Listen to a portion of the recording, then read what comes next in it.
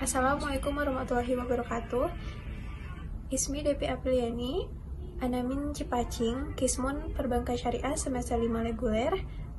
Di sini saya sebagai moderator dari kelompok 5, yang dimana anggotanya ada Aji Muhammad Hendi,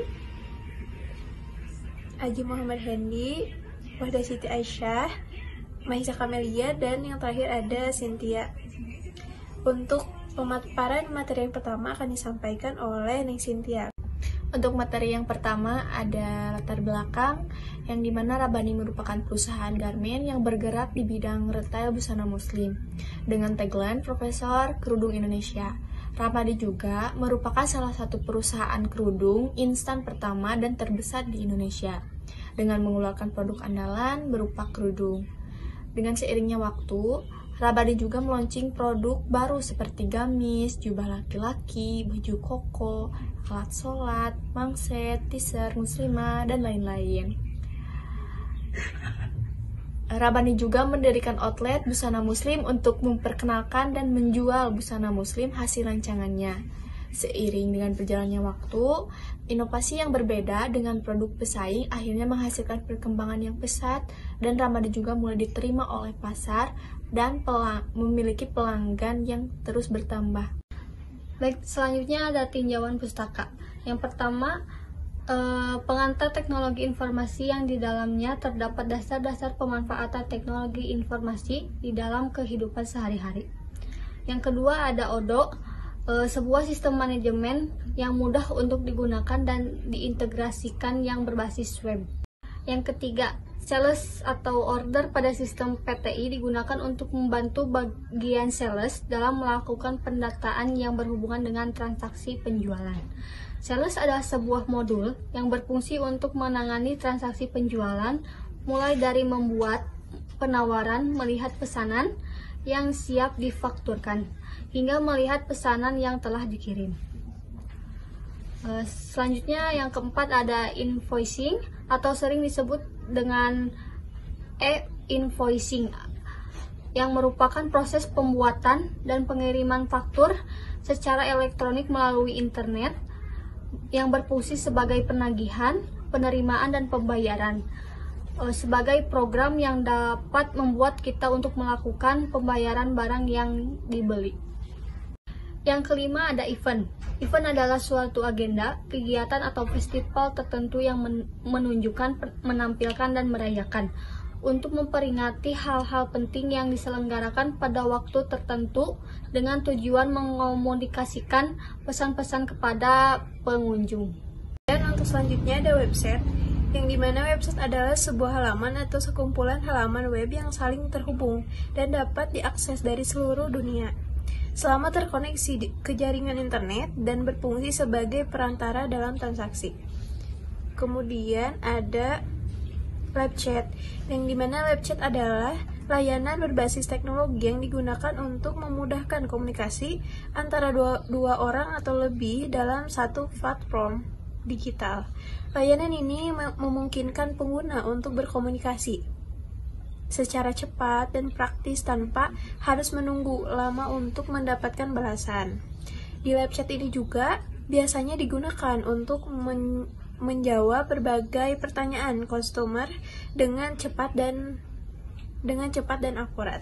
Selanjutnya ada manfaat, yaitu ada manfaat produk. Satu, Rabani menjadi solusi yang nyaman bagi muslim dan muslimah. Yang kedua yaitu memberikan penampilan yang mengikuti tren zaman.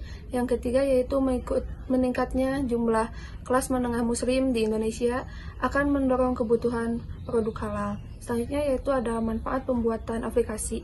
1. Membantu meningkatkan integrasi aplikasi ODO. Yang kedua, meningkatkan efisien perusahaan.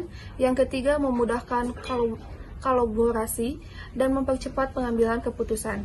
Selanjutnya itu ada tujuan produk dan tujuan pembuatan aplikasi. Tujuan produk yaitu 1. Sebagai solusi bagi muslim dan muslimah untuk memenuhi kebutuhan serta keinginan masyarakat, terkhusus pakaian syar'i.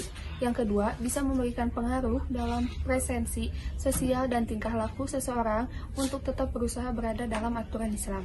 Yang selanjutnya yaitu ada tujuan pembuatan aplikasi. 1. Untuk mempermudah penjualan produk.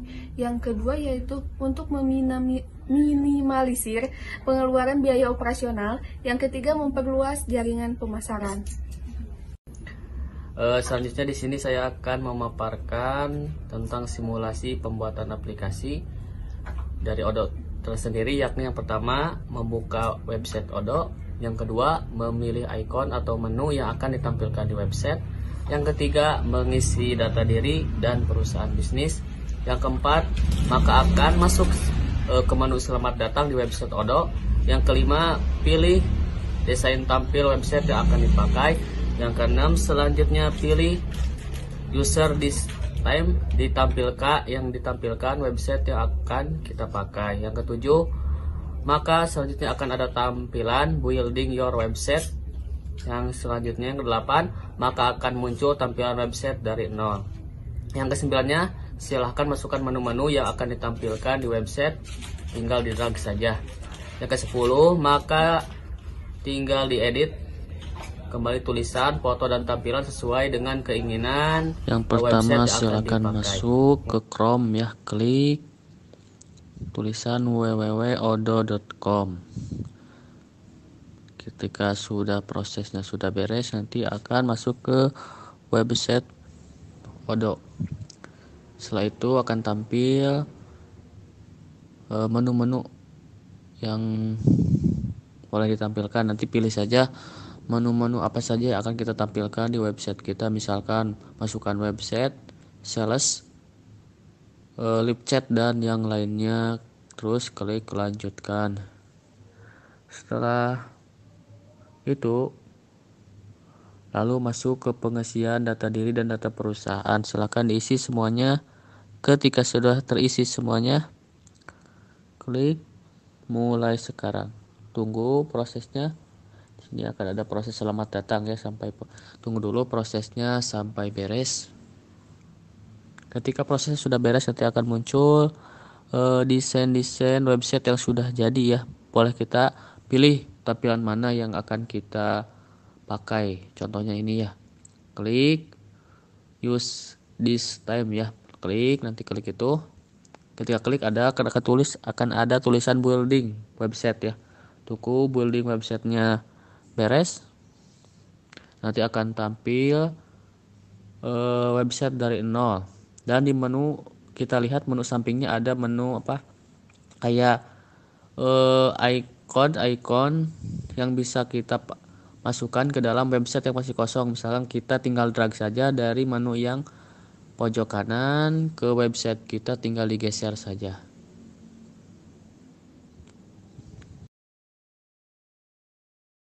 Terima kasih kepada rekan-rekan yang telah menyampaikan materinya. Untuk kesimpulannya, di era globalisasi sangat penting memerlukan teknologi sebagai sarana untuk mengembangkan bisnis, sehingga tidak bisa dipisahkan antara bisnis dan teknologi. Sekian yang dapat kelompok kami sampaikan. Mohon maaf bila banyak kekurangan. Wassalamualaikum warahmatullahi wabarakatuh.